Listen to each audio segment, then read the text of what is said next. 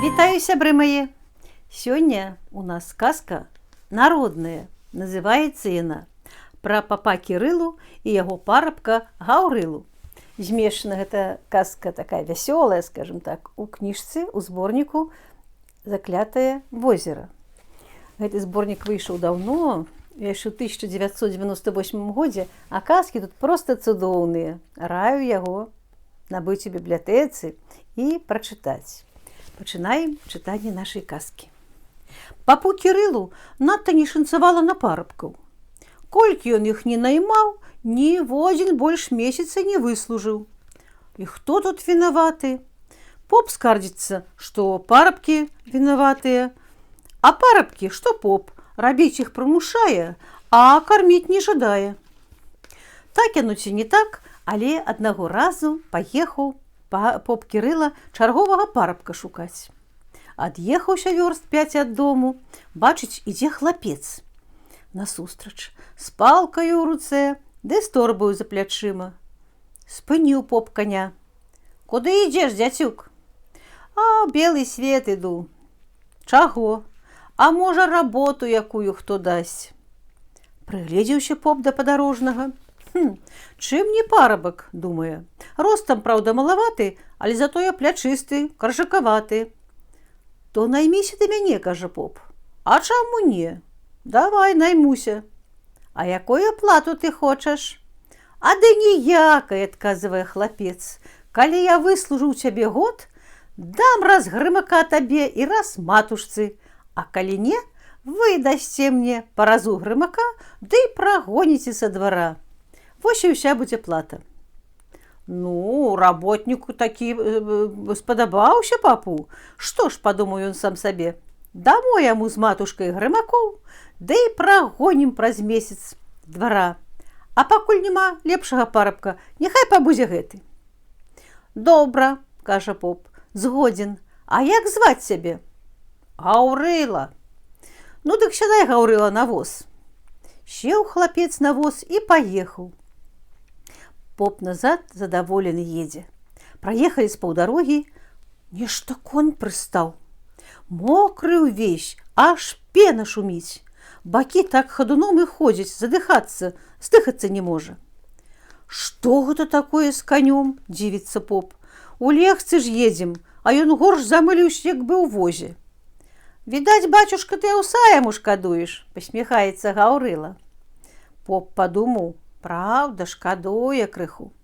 А таго не ведаў, што гэта яго новы парабак такі цяжкі. Прыехалі так-сяк дадому.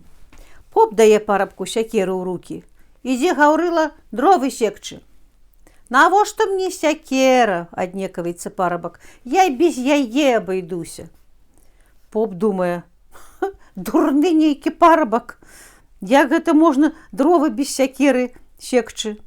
А Гаўрыла падышоў да сцірты дроў, узяў самае вялікае палена, размахнуўся ды гак аб зямлю.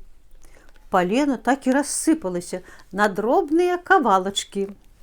Гакнуў другім, і другое раскалолася на шчэпкі. Глядзіць поп з акна, радуецца. О, добрага работніка сабе наняў. Назаўтра пасылае поп Гаўрылу ў поле. Упрог Гаўрыла каня ў саху і пачаў араць. Конь аж бягом бегае, а зусім не томіцца, бо араты сам саху папіхае. Прынёс поп удзень абед.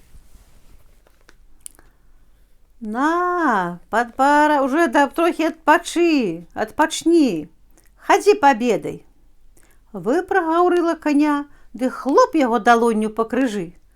Конь як стаяў, так і брыкнуўся з усіх 4 капытаў. «Ой, поп ворачы вытрашчыў. Ой, а чаго гэта конь паваліўся?»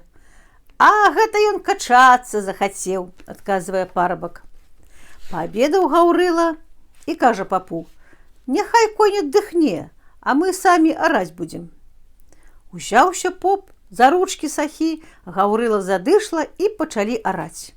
Поп крышся сваё падняў, ледзьве за парабкам паспявае, такога дыхту ён яму даў.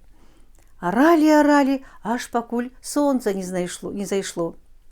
Прыехалі да хаты і палеглі спаць.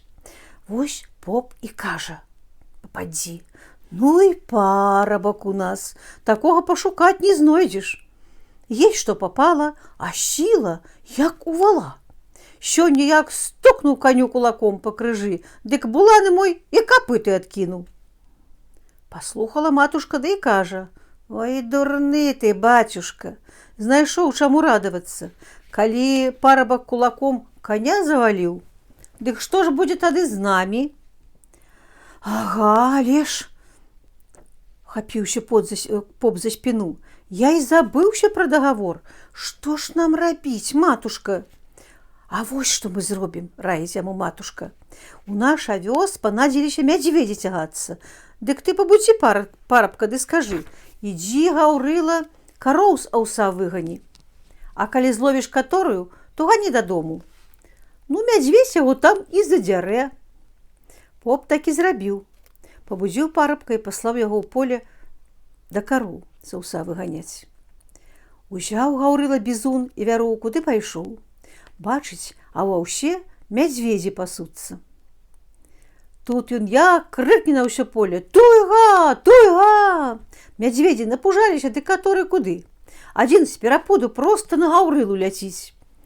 Гаўрыла цоп яго за вушы, зашмаргнуў вяроўку на шыю, уляпіў колькі разоў бізуна, ды пацягнуў яго на папоўскі двор.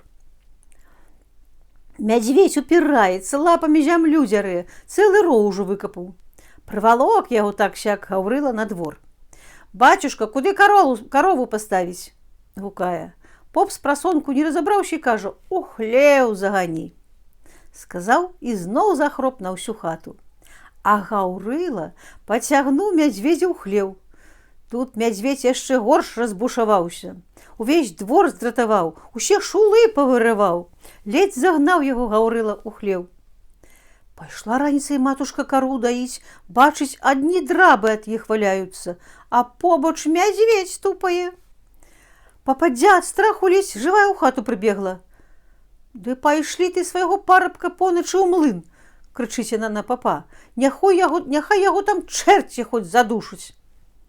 Паклікаў поп ад вячоркам парабка і кажа: «Заўтра трэба хлеб расчыняць, а мукі ў нас не жмені.